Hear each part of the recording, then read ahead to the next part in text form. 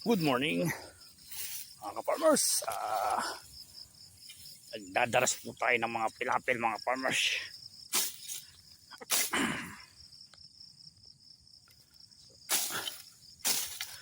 Dahil itong ating palay pabuntis na para malinis yung mga pilapil natin mga farmers. Para itong dike, itong itaas ng dike ay may sprayan ko ng pamatay damo pag natapos ko yung pagdadaras ng pilapil.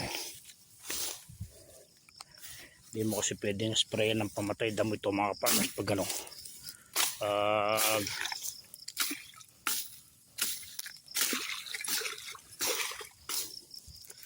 kailangan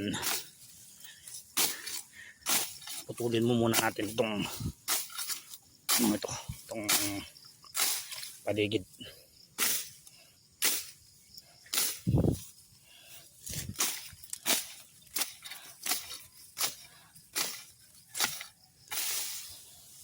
Konti lang itong lilinisin ko ito paikot.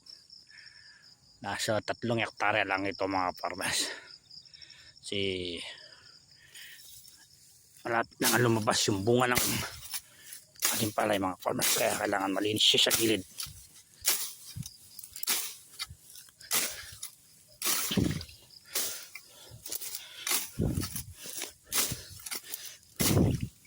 Para pag ni-spray siya, malinis siya mga farmers.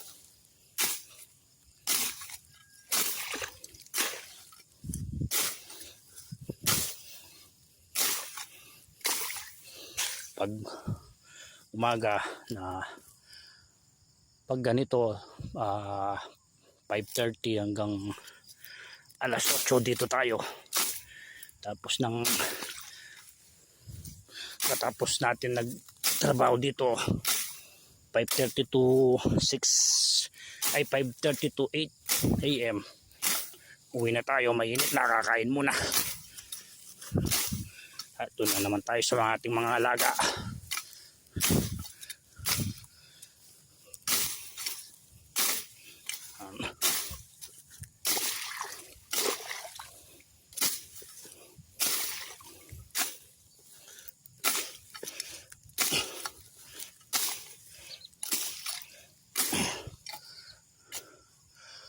Ay,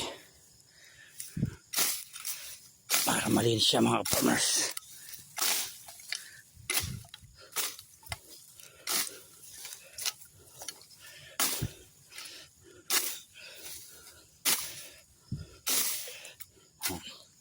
Pag in-sprayan ko siyang pamatay damo, dito lang ako sa gilid ng palay. Hindi matatamaan ng pamatay damo ang palay mga farmers.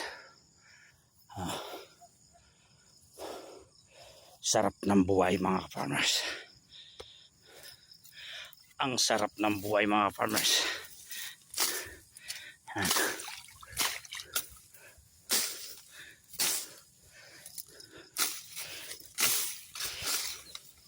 Pag kasi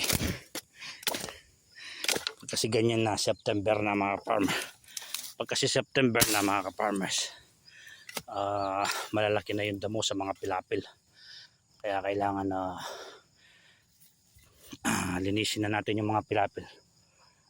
Yung mga dike naman o mga taron doon ay kailangan ay maputol muna yung damo sa gilid ng palay para may spray ng pamatay damo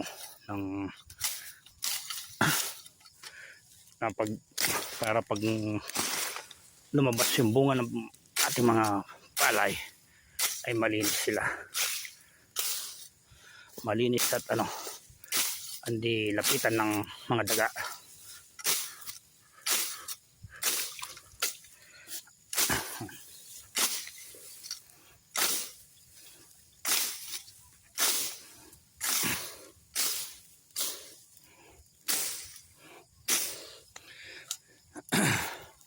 Pamatay, gagamitin kong pamatay damo rito ay yung dati kong ginagamit na easy out.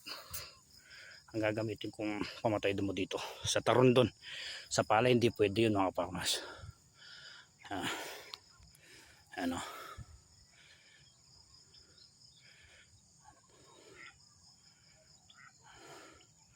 malalaki na yung ano niya, yung buntis niya mga farmers, malalaki na. Ilang araw na lang ay lalabas na ito. Kaya yung palay natin ngayon siguro sabay-sabay na ma-harvest ito mga farmers. Yun lang mga farmers, good morning.